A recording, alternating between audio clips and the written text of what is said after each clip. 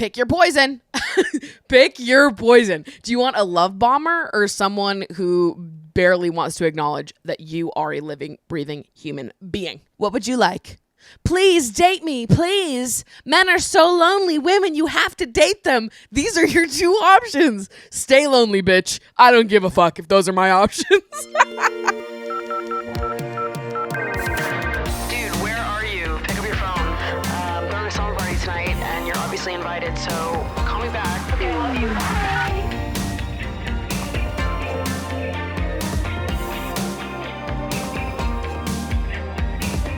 What's up, you guys, and welcome back to Emotionally Online, the weekly summer party for heart-to-hearts and hot gossip, hosted by yours truly, the one and only Maddie Drossbeck, who you are meeting at a very bravo time in my life. It's actually astounding to me how I went from being someone who was a huge movie lover, still am, not saying that's different about myself, I'm just saying that over the last 2 to 3 years, I've been a diehard moviegoer in that I've been at the movie theaters, but in a seat 2 to 4 times a week. Okay? 2 to 4 times a week I've been in the movie theaters for the last couple of years. And then I was introduced to Bravo. And I do feel that the trajectory of my life has changed dramatically since being introduced to Bravo. Obviously, the Pumpcast now exists. If not for Bravo, the Pumpcast, how could you ever have thought of that, right? We're going to do a show about a show that we've never watched because we don't know about Bravo. The best reality TV show that's ever been made. I digress. We'll save that for the Pumpcast. I used to be every day after work, but in seat in the movie theaters. And now every day at the end of the day, all I want to do is get high and watch Bravo. What happened to me? I don't know. Something awesome. Something awesome and incredible happened to me. I am having just the time of my goddamn life. This summoned into my brain because I went to a movie premiere last night, and tell me why in the midst of going to this movie premiere, I was like, fuck, I'm not going to get to watch as much Bravo tonight. I only watched one episode of Winter House after I got back from the premiere. Like, are you freaking kidding me? I'm trying to slam. I'm trying to catch up so I can engage with the people and the summer house drama that's happening in real time. Like, I'm missing out on drama. You don't understand what this means to me. And honestly, I probably wouldn't even be making this joke if I was a huge fan of the movie I saw last night, but it was just whatever to me. I saw Hokum, some new horror movie from Neon, starring Adam Scott. It was fine. It was just decent, but cool to see Adam Scott in the flesh. That's always cool. Getty photographers do still want me dead. Confirmed. Maybe they want me slightly less dead this time around, but I swear to God, every time I go to a red carpet event, I am slaying, I am eating. However, you would never know that if you looked up my name on Getty Images. I just feel like I rarely, if ever, slay on the Getty. Don't know why. I don't know what they're doing. I don't know what settings they have on their cameras or why they're holding them so low down, but I have beef with them. I just can't imagine why a photographer is shooting me from like belly button. That seems like not the right place to shoot a person. And I'm 5'3". How the hell are tall people looking good on Getty? I have a lot of questions. And I get that I am someone who can be a little particular about how I like my photos taken. Okay? I have some self-awareness. I understand that I like things done a particular way, that I have a vision that sometimes is not shared by other people, and I just expect other people to have my vision. But I fear I have the right vision. You know, I think I can take a good picture of anyone on the planet. You need a good picture taken of yourself? Ask me. Ask me to do it. I actually feel like when I'm in public and somebody asks me to take a photo of them, like, oh, can you take a photo of me and my friends real quick? I'm like, someone blessed you today. You don't know it yet, but someone blessed you. Someone blessed you by putting me in this space, in this timeline, so that you could ask me to take you and your bestie's photo, because guess what? I'm going to get you a damn good one. But how come every time I've ever asked a stranger to take a photo of me in public, it's like they are basically either photographing the street and we get the whole floor. It's like my feet start at the middle part of the photograph, and we get so much pavement. Or they which this is my least favorite thing that anyone ever does. I'm like, oh, can you take a photo of me? And then they start squatting. Never do that. Why would you do that? Fee, fi, fo, fum. You're making me fee, fi, fo, fum on the gram, and I didn't ask for that. Underneath? We're shooting me from underneath? Like I'm a monster towering over the city? Like, what are we doing? You're shooting me like I'm the fucking kid in Toy Story that's out to stomp on all the toys. They're fucking terrified of me. Stand the hell up. Shoot me at eye level. Okay? I want that camera at level with my eyes. And if it's not, I'm not going to fuck with it. I'm not going to like the photo. I'm going to think it looks weird. And it's just such a travesty because I slay. But how come nobody knows how to capture the slay? How come everybody is dedicated to undermining my slay? Especially Getty photographers. God. Getty photographers on my beef list always. So needless to say, I didn't get any good photos at the event last night. And I'm pissed about it. And I'm pissed. All right, let's go. Thank God I woke up this morning to 4 cats running around my apartment because it did alleviate any anger I felt opening up Getty.com and seeing that everyone had betrayed me overnight. I'm fostering a cat family right now. I don't know if I mentioned that in last week's episode, but I just got them 2 days ago. They're here now.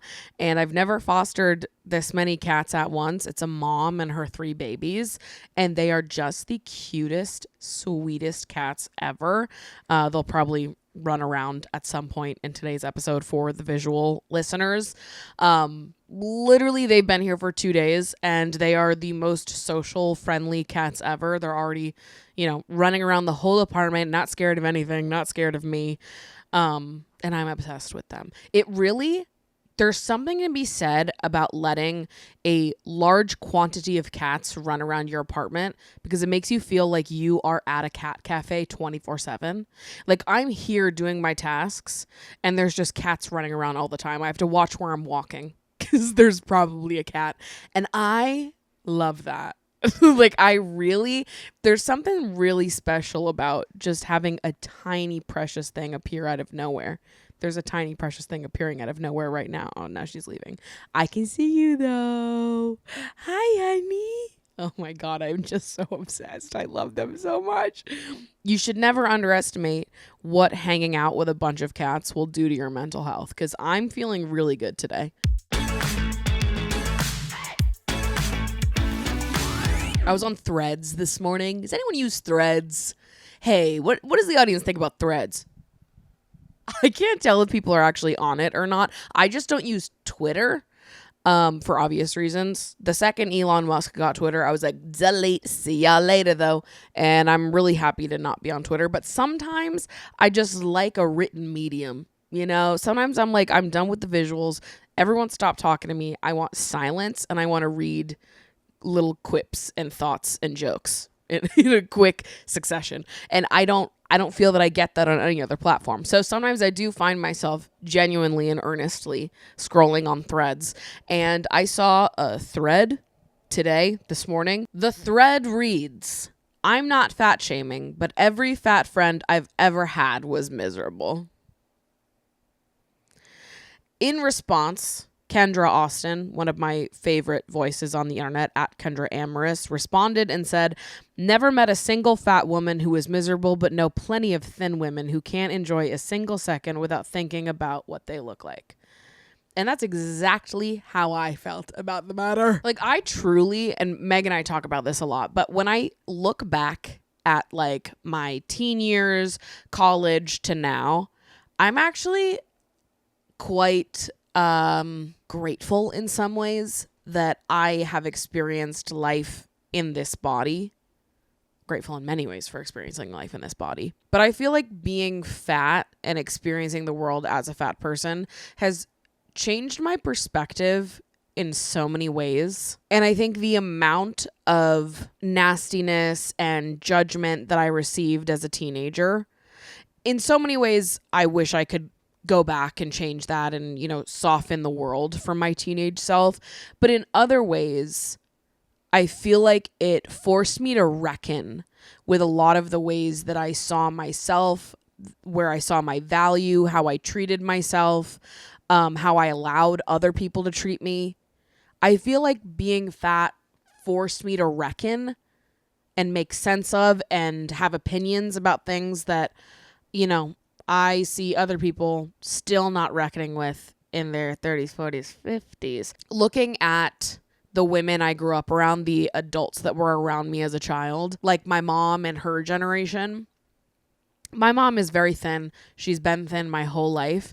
I have witnessed my mom struggle with her body image my whole entire life. The way I heard my mom and her friends talk about their body image when I was a kid is the same way I hear them talk about it now. They're almost 60. And I've definitely had moments where I've been like, wow, I'm kind of grateful being a fat person and having been forced to reckon with these things and change my perspective and challenge these viewpoints, push against them. Because when you're a fat person living in a world that hates fat people, it's like you either reckon with those things and you challenge those beliefs, or I don't know, you disappear off the face of the earth. Like, I don't know how you could get through the day past a certain point if you don't confront those things. Confront where that hatred comes from, why it is that you feel the things you feel about your body, why we have adopted these standards of what is beautiful and what isn't, and yada yada and whatever. And I think the older that I've gotten, I said this on an episode recently where there was a time in my life where I thought that everybody would have that reckoning and that moment where they, I don't know, came to blows with their body image and exited being in a more accepting place. And the older that I've gotten, the more I realize that some people will actually never have that reckoning, and some people will literally spend their whole lives hating their bodies and being in constant war with who they are. But to be honest with you, I feel like fat people kind of can't do that past a certain point, or else you'd like never leave your house and you'd just, I don't know, lock yourself in a room until you slowly wither away. The fat women that I'm friends with, the fat women that I look up to, the fat women that I've known throughout my life, past a certain age, they're usually the women that have a better relationship with themselves and are less miserable. But to me, that's because there's kind of a forced moment of reckoning if you live life in a fat body, if you move through the world in a fat body, that is not forced if you're in a thin body, and you can go your whole life without ever reckoning with your own body image because you'll never be forced to. That's my take on it. I saw that tweet and was like, well, I don't agree with that. I don't think that makes total sense. It doesn't absolutely check out to me personally. But that's my take on that. Shout out to Kendra Austin, as always, for just being the voice of a generation to me. I'm only going to touch on this briefly because Meg's coming on the podcast next week, and I want to save this conversation for when she's here because she's going to have so much more to say about this, and I am eager to get into all of that with her. But I did see a couple people ask me my thoughts in the box, and I am truly chomping at the bit to talk about this a little bit. But if you follow Meg on TikTok or Instagram, you might have seen a video that she posted recently that really popped off about dating, and the comment section was certifiably fucking insane. So there's so much to say there, but Meg opens her TikTok by saying that she thinks that men don't know how to have fun in dating anymore. And the crux of what she's saying is that it seems like there are only two types of daters in the pool right now. There are the people that you meet on day one that are like all in, let's get married, love bombing 101, just completely disproportionate for the level that you guys know each other, very uncomfortable, so all in on day one. Or option two, the people that barely want to acknowledge your breathing before they stick their penis inside of you. Pick your poison. Pick your poison. Do you want a love bomber or someone who barely wants to acknowledge that you are a living, breathing human being? What would you like? Please date me, please. Men are so lonely. Women, you have to date them. These are your two options. Stay lonely, bitch. I don't give a fuck if those are my options. But Meg's TikTok, she was talking about how there is this secret third option, this middle point in between the whole to marriage pipeline where we could just, I don't know, go out on dates, see if we vibe, enjoy each other's presence, have a little fun, have a little giggle. We can be kind and sweet to each other without you acting like I'm about to fucking Kathy Bates your ass in Misery. There's been some kind of death in the enjoyment of the process of getting to know someone and the process of dating. It's like people now need the instant gratification of either immediately fucking or immediately being in a relationship, and there's no build up. Dating can be fun, you know? We can totally date like normal people, totally normal people style. Go out on dates, see if we click. We do click. We keep going on dates, enjoying each other's company, being sweet to each other, enjoying whatever amount of time that we do end up dating for. Maybe we only date for 2 months, 3 months, 4 months. I don't really give a fuck. Let's just enjoy ourselves while we do it. Why is the option either love bombing or you're mean to me while we fuck? These are bad options. I want neither of them. This is why nobody is fucking or dating anymore. Like, not to expose me and all my bitches, but we're not doing either these days. And it's because this is how people act these days. It's like dating has become so transactional. It's so like the instant gratification of what can I get out of this interaction. And if you look at the comment section of Meg's video, it's scary. Oh, girl. It is scary. Spooky, scary, shiver up the spine in that comment section. I, in my opinion, I think it was largely overtaken by red pillars. Don't read that comment section and think that that's how most people are. I actually don't think that's how most people are, but it is a significant enough chunk of the dating pool that it's noticeable. Even non-red pillars do act like this, but I do think that comment section is, you know, something to shield your eyes at best. Truly, at best, something to shield your eyes at. I reposted it, obviously, because Meg and I have talked about this 100,000 times, and that's my girl. She's brilliant, and she said everything perfectly. Repost. And again, I'm really trying not to get into this too much because we are definitely going to talk about this next week when Meg comes on, but there are men in the comments of that video being like, oh, so you want me to enjoy your company while I'm competing against other men and spending all of this money in the process? Like, obviously dating isn't fun. Why would anyone want to do this? What? Hey, what? What? You're so perturbed at the idea that we should just enjoy each other's company and go on dates. And you have this very warped vision of what's going on during the process of that. It is very strange to me that men see the act of dating as being a competition. That I find very strange. To me, when I think about dating inside my head, when I am going on dates with someone, there is no competition, babe. I don't know who the fuck you're competing with. Like, number one, when I am dating someone, when I go into a date with someone new, to me, I am just assessing whether or not we're a match, whether or not we have fun together, whether or not our lifestyles are compatible, what we want out of life and a relationship is compatible. You're not competing with anyone or against anyone. It's simply just a matter of figuring out our compatibility and if we enjoy spending time together and if we could enjoy spending more time together. I don't know why anyone would be concerned about who the competition is or if there is any competition. I think you guys are way too concerned about the potential other men that could be in this dynamic. That's number one. And number two, and this isn't true for everyone, but I do feel that this is true for a lot of people, myself included. But with what time do you think I'm dating a whole fucking team of people for you to compete against? Do I look like someone who has a bunch of fucking free time to date 8 people at once? No. Do some people do the roster of it all? Yeah. Some people do treat dating like a full-time job. Do I think most people do? No. I've been on 2 dates this year, dude. 2. Kind of 1, 2. I don't have the time to be dating all these people for you to hypothetically compete against because, like I said, in reference to point number 1, that's just not how I view dating as a person.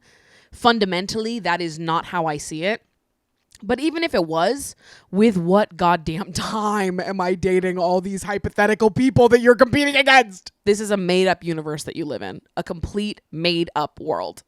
And also the competition of it all makes it seem like you are competing to claim me in some way, which I don't like, to be honest with you. I don't like the idea of like the pursuit of finding your companion, finding someone who you love, being like, ready, set, mark your engines, go type of thing, where everyone's like gunning towards something and you want to win, you want to claim, you want to get to the finish line, you want to have me. Like I don't like that. I believe in love. Some of you just aren't fucking romantics. Is that what it comes down to? Like, to me, that's such a strange transactional way to view dating. I want to spend my time, I want to spend my life with people I enjoy the company of. I don't care if that lasts 1 month, 2 months, a year, 2 years, forever. Like, I don't really give a shit. I also think maybe this also connects to people's just like idea of the timelines for their life, timelines for marriage, and like running towards those timelines. I talked a little bit on Patreon and maybe on this show about how I've been thinking a lot about how I don't know if I ever want to have a wedding anymore. I think I might be more of a courthouse wedding with just the immediate family and besties kind of vibe. And even more recently, I've been like, do I even want to get married? I don't know anymore. And I think the truth that I'll settle on eventually is probably somewhere in the middle, where it's not that I don't want to get married, it's that I don't care if I don't get married. And to me, I don't necessarily think about my life and my future as being like, I have to get married and I have to find this person. And if I don't, the race is just ongoing. I'm just constantly in hot pursuit, trying to find this person to win, to claim, to whatever. That is not how I think life should be. And I would rather spend my days with people that I enjoy the company of, no matter how fleeting or how long. And if, let's say, I end up in a 10-year long relationship, and then at the end of those 10 years, we decide that we've just grown into different people and it doesn't make sense anymore, we go our separate ways, and then I'm single until I'm 55, and then I find someone else and we're together for 15 years, and then I'm 70 and I'm single, and maybe at that point I'm like, you know what, who gives a shit? I'm just gonna go buck wild bananas, and I'm single for the rest of my life, and who gives a shit? Like, marriage is not the thing that means anything to me. It's companionship. It's finding someone that you love and riding that wave for however long makes sense. I don't care to shove myself or the people I claim to love into these boxes where we have to be the same people forever. If we change, we change. And that's totally fine. And maybe we change and we're not good for each other anymore. And that is okay. And so part of me thinks that my general outlook on companionship and partnership also impacts the way I see this, because I'm like weirded out by the idea of someone thinking that it's a competition or trying to be in hot pursuit of anything or win something, claim me. Like, I want to find a partner. I want to find someone to like truly merge with and love and be just a lot sweeter with than that. That is so bizarre. It's just like not a very emotional way to view dating, which is an inherently very emotional thing. You're not going to take dating from the lovers, okay? That's us. Loving, that stays here. If you're going to turn dating into a fucking checklist, then that's on you. If you're going to turn dating into this absolutely emotionless transaction and then get pissed off when it's unenjoyable, like, I think you're creating your own problem. You know what I mean? And then the money aspect of it, which to me is a complete fucking fairy tale. Now, I think that's something that usually comes from the mouth of these more annoying right-wing, maybe red pill ass dudes who like to pretend like they live in this world where women don't pay for anything and are just mooching off of men, and that dating is the most expensive thing in the world because you have to like fund a woman's lifestyle in order to make that happen. I find that to be kind of silly and not real. When I look at my own experiences, when I look around at my friends and all the beautiful, wonderful, successful, capable women that I know, I don't know a single woman that expects the person she's dating to fund her lifestyle. I don't know anyone who gives a fuck about the price of dates that they go on. I don't know anybody personally where money is something that is even in a top 5 priority when dating. Now, that's not to say that money has no impact on dating. Absolutely it does. But I believe it's a far smaller impact than men choose to believe that it is. When I go on dates, I always split everything down the middle unless they offer to pay for me. It's very kind when someone offers to pay for me. I don't expect it by any means, because I am a person that exists in the world, and I know that money is tight for a lot of people right now, and everything is getting more expensive. There's no universe where I would expect anyone to pay my way and cover me. I know that things are tight. I just don't see money like that, and I would never expect that of someone else. I am more than happy to pay my own way. And to be honest with you, usually I make more money than the people that I go out with. And I kind of see money and, money in the context of dating to be something that just sort of evens out in the wash. Date 1, we go out to drinks. Maybe my date covers it. On date 2, I'm always going to be the one that offers to pay. That's just how I roll. That's how I am. This is how I would operate with friendships. This is how I operate in dating. I don't believe in keeping a ledger and like keeping track of who's paying more for this or for that. Like, I believe in love and exploring partnership with another person. There should be an appropriate split of things dependent on the situations that you're in. And obviously in early stage dating, maybe you're not talking about that, but still, I really don't believe that most people expect anyone to pay or are going to be mad if you guys split it. I don't personally know anyone that would be mad about that. I'm not saying that there aren't people out there that would be mad, for sure. But for me and for all the women that I am in community with, I know that that is not true.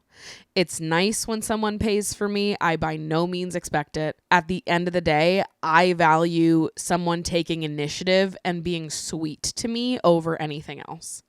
We could go on a walk in the fucking park, and you showing up with a handwritten note to me is going to woo me more than an expensive dinner ever could. I fear this is obvious though. And I just feel like men always fixate on the money side of things, and they act like money is the thing that you use to impress a woman, but I don't know a single woman who would be impressed by that personally. Not saying there aren't women in the world who are very materialistic in that way, but I'm talking about the average woman. That's not the take. And I just feel like a lot of it's made up. It's like these people who have never dated a woman before are on the internet like, oh yeah, all women care about is money, and I dating isn't fun because I have to pay hundreds of dollars to impress them. It's like, no, you don't. Did another man tell you that? Probably. I think if you ever talked to a woman, you would learn that's not true. I don't know. I think it's scary. Like, send a shiver up my spine.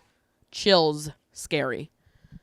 The way that some of these people view dating and relationships as being like so utterly transactional and emotionless. As if the idea of finding someone to fall in love with and maybe spend your life with isn't the most emotional thing. How are you trying to do that with no emotion? Have you considered that you could have the wrong approach? Like, what?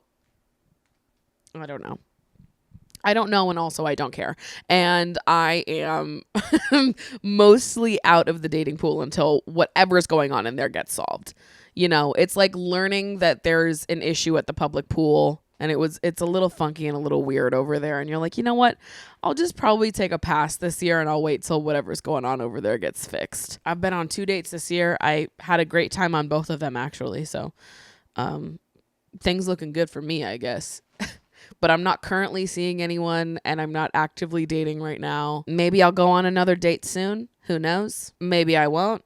Who knows? It's just not a priority of mine. And I'm at this point in my life taking an approach of like, we'll see what happens. You know, I happen to cross paths with someone that I click with. I'm very on and off of dating apps, as I've mentioned. So maybe during my next stint on dating apps, I match with someone that I want to go out with. We see what's happening there. I don't know. I really don't care. And it's because there's something weird happening. There's something very strange happening. And I'm not going to be a lover girl dating all of these people who see the process of dating as being something completely and utterly void of human touch and feeling. That's just not how I roll. It's like my life is too full of love and companionship and joy with the people that are already in it. I'm not going to fuck up my vibe just to like have sex with someone. I want to have sex with someone who like adds to the vibe and makes what is already a beautiful life even more sweet and sexy and fun.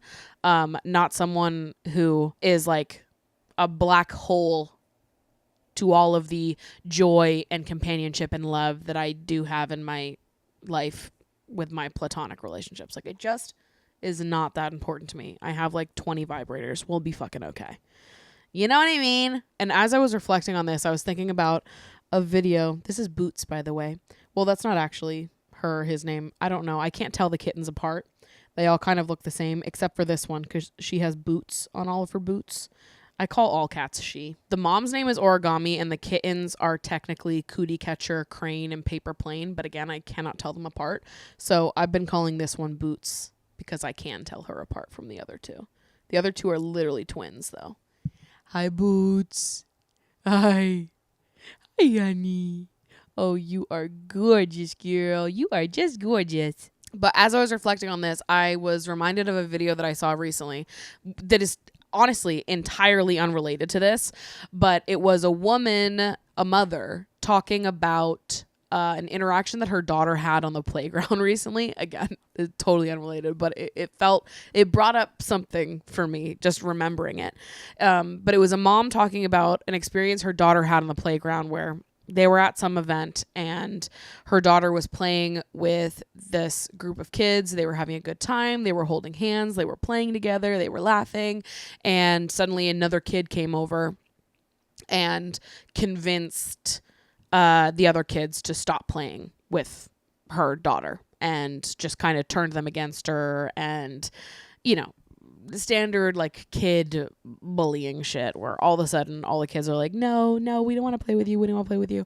And her daughter was really confused and hurt at first. And her mom pulled her aside and was like, you know, we don't hang out in places where we're not welcome, where we're not completely loved and celebrated. So let's go over here for a second and let's talk. And her daughter is understandably very upset because these kids are being mean to her on the playground after she was just having a good time with them. And that's hard for a child to reckon with, being like, oh, 5 minutes ago we were holding hands and laughing and running around together and now they don't want to play with me. Like, what did I do? What did I do wrong? And her mom was like, you didn't do anything wrong. This is nothing to do with you or what you did. We cannot control what other people do. And all you have to know is that you are only supposed to be in spaces where you are loved and celebrated and feel comfortable and safe and, you know, overjoyed. And the second we realize that a space, a group of people is not giving us that safety and comfort, then we have to walk away because we don't deserve that. And that's a sign that that's not where we're supposed to be. And then, you know, she's sitting with her daughter, asking her to talk about some of her other friends from school that do make her feel safe and comforted and warm and loved and all these things. And by the end of the conversation, her daughter's feeling happy again. She ends up going back to the playground, finding other kids to play with, and it all works out. At the end of the day, they have this like beautiful moment of reflection before bed and whatever. It was a sweet video from this mother. I honestly don't know where I saw that or when I saw that. It was definitely within the last week. If I I would link it if I could, but I truly have no idea where I would even find that video now. But as I was thinking about all of this, I was also thinking of that video and this like general frame of mind that this mom was teaching her daughter. And I think dating for a lot of people used to be kind of the opposite of that, where people would, myself included, find themselves in situations with people who did not respect them, who were very transactional with them, who didn't see them or treat them like a human being, who made them feel like they were too much for feeling something or wanting to be treated sweetly in the process of dating, because that's fucking normal. And at some point in your life, you have this realization of like, actually, I don't want to do this. I don't want to be around people who don't make me feel as beautiful and wonderful as the other people in my life. I reached a point where I was like, all of the relationships in my orbit fill me with so much joy. I have good relationships with my family. I have good relationships with so many of my friends. I love what I do for work. I love the animals I surround myself with. I love my home. I love the city I live in. Like, I have so many beautiful things in my life. And then I would look at my dating life and I'd be like, God, you just suck. You're not fun to be around. You don't make me feel good. You make me feel self-conscious. You make me feel like I'm too much for wanting someone to act like they're excited to see me and like put effort into getting to know me. I feel like I have to suppress who I am in order to date you. I need to make myself smaller so as to not overwhelm you.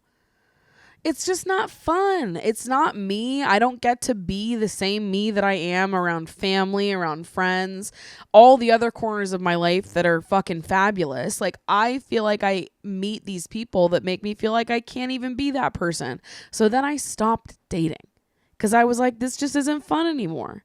I don't want to do it. I only want to be places and around people that make me feel safe and comfortable and loved and that treat me with the same kind of sweetness that I treat them. And if you don't do that, then see ya. I have no interest in it.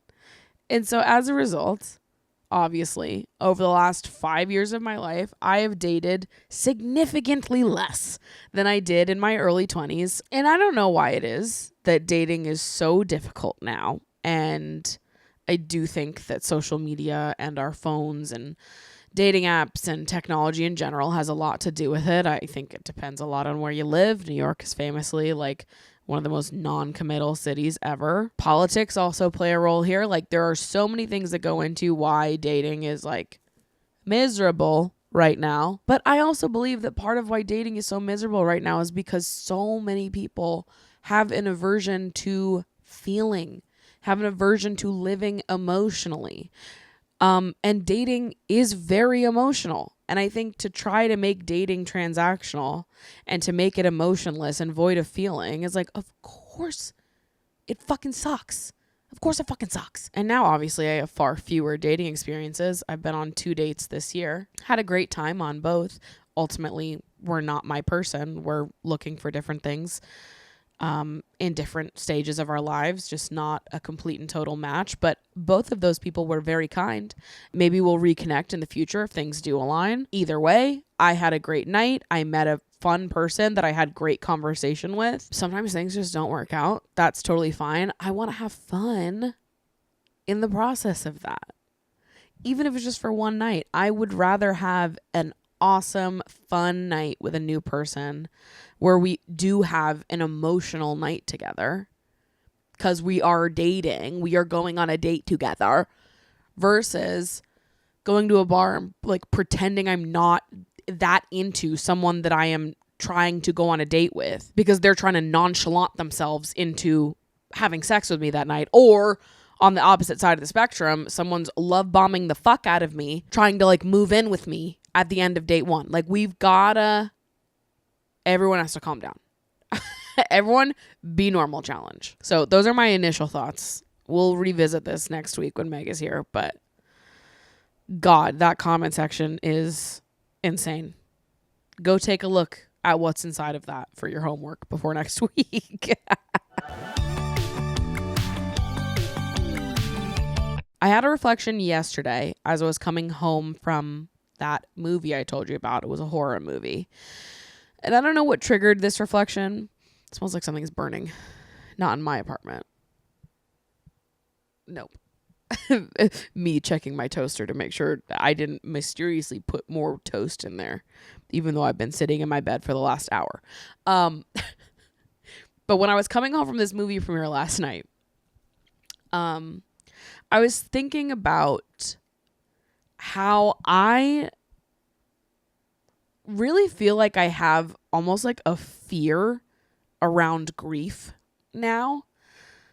And I don't know if this is just a part of grief and sort of like processing and all of that. Would love to hear from other grievers of any variety what your experience with having a fear around grief is. But I feel now that I think and worry about the people and animals that I love dying more than I ever did before Mango died. Obviously I've talked on this show ad nauseum about how Mango's passing impacted me and how it continues to impact me. It rocked my world. It turned so much upside down for me. And those first couple weeks were agonizing. I can't even describe to you the way I felt in my body. It was so bad. I remember laying here in bed just feeling like I had lost truly the thing I loved most in the whole world. And it was such a horrible feeling. And having to go to bed and then wake up in the morning and have it hit you all at once. It was like just the worst thing ever.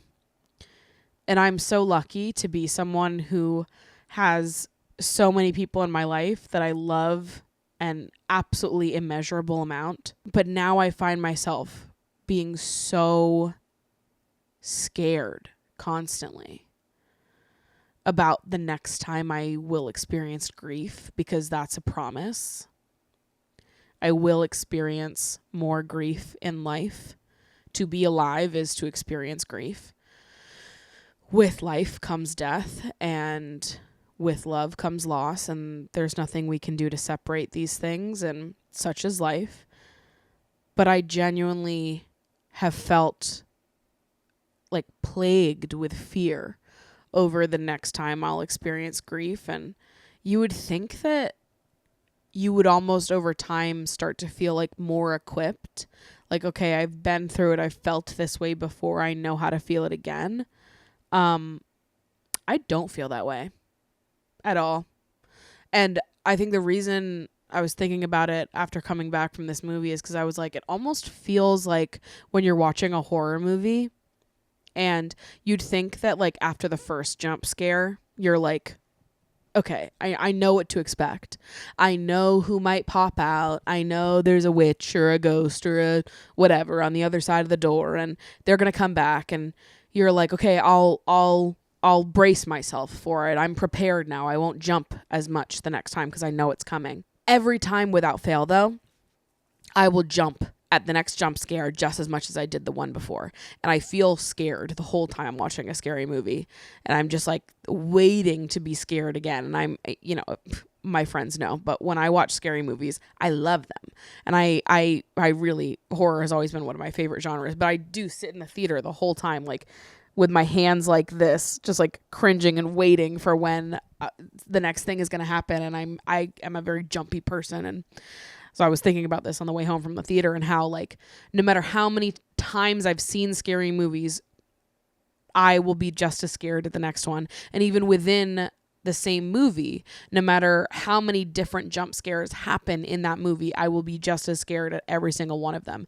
And maybe this is a weird comparison to make with grief, but that's kind of also how I've been feeling about grief, where I don't feel more prepared to experience more grief. I don't feel stronger. I don't feel less scared. If anything, I actually feel more scared. And I think about it way more. And I'm really, truly terrified of losing anyone that I love and having to feel that horrible feeling again.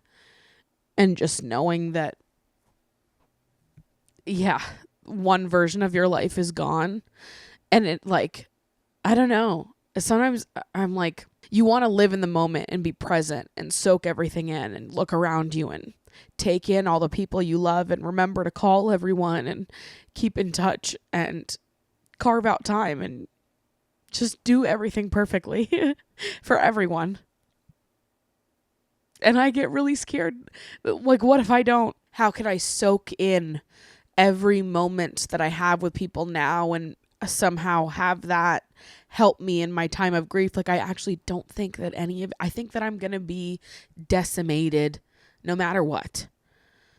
And I'm just like terrified about it. And like, I don't know, the something about like live every day like it's the last, that like frame of mind doesn't feel comforting to me. It actually brings me a great amount of stress and fear because I'm like, okay, so I have to soak everything in right now, and I have to always be my best self in all of my relationships because God knows what can happen, and I'm going to be a shell of a person no matter when it happens or whatever. I'm scared. I'm actually truly scared for when my next encounter with grief will be, and it actually is fucked up that we all have to experience it. Like, it just is excruciating. I also find myself being like so much more emotional hearing about other people's losses. I'm like watching Summer House and Carl's brother dies in season 5, I think. I was like sobbing. You never meet Carl's brother on the show. Carl is not, especially a character on the show that I really resonate with. But hearing about his loss, just like, I'm like sitting here sobbing. And I've always been a very sensitive person and I cry a lot. Guilty. Okay. I'm a Pisces, but I just feel that after losing Mango, seeing other people grieving, hearing about other people's grief, other kinds of loss, other kinds of grief, it all just impacts me so much deeper than it did before. Not that it didn't impact me before. Of course it did. But it just, I don't know. I get like really scared about it and like fixated on it. I probably need to talk to my therapist about this because I just feel like it's becoming something that I'm like, I can't stop thinking about it. And I get very scared about it. I've kind of suspected for a little bit that I might have OCD, and I don't know. Again, these are questions for my therapist and psychiatrist, not for the podcast. Don't answer those questions. None of you are qualified to answer that question for me. But if you yourself have dealt with this kind of, fear of grief or just like heightened fear of loss after becoming more intimate with grief in your own lives, I'd love to know what your experience has been, or if you resonate with that and sort of what your learnings or reflections with it have been, because I feel overwhelmed with fear about it sometimes. And I don't know that there's anything that we can really do about that. I don't know. Sometimes being alive is very scary to me. With that, I'm going to throw us on over to the Patreon post show. Obviously, it's May now, which means the 4th installment of my Poetry Art Print Club is happening. So if you're interested in receiving a poem written by me with a piece of art made by me via 5x7 postcard in the mail over the next couple of weeks, sign up for the Patreon Sensitive and Romantic tiers.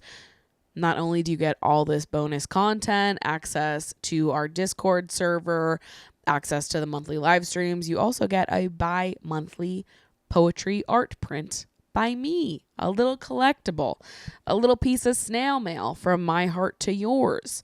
So if you're interested in that, if you want to join and receive the May postcard, be sure to join the Patreon by the end of the day on May 5th at the latest to receive for May. If you join after that, the next print you will receive is in July. I love you guys so much. Thank you so much for watching. And I will see you in next week's episode when Meg is here as a guest. So fill that submission box with all of your thoughts and feelings and questions that you want both Meg and I to weigh in on. Love you guys so much. See you next week.